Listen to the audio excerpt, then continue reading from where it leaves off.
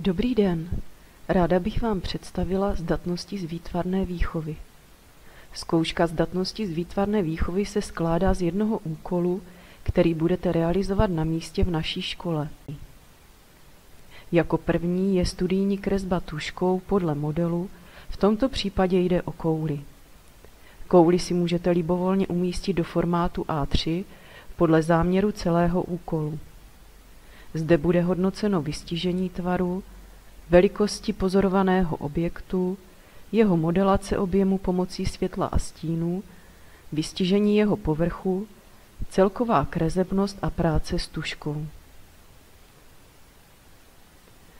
V další části budete mít za úkol doplnit kresbu o koláž z předtištěných různě barevných geometrických tvarů, tak, aby studijní kresbu doplnila originálním poutavým způsobem.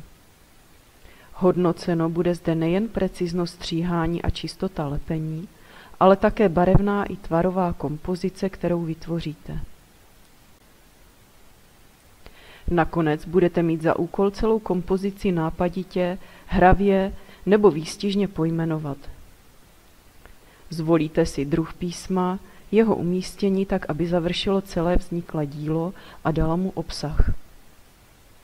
Hodnoceno bude zde vizuální podoba písma, jeho velikost a jak funguje v celé kompozici.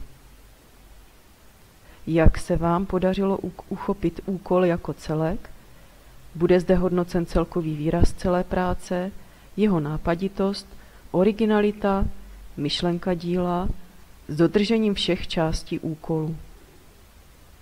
Těšíme se na vás, zdraví vás Eva Gajdošíková, Střední pedagogická škola Odry.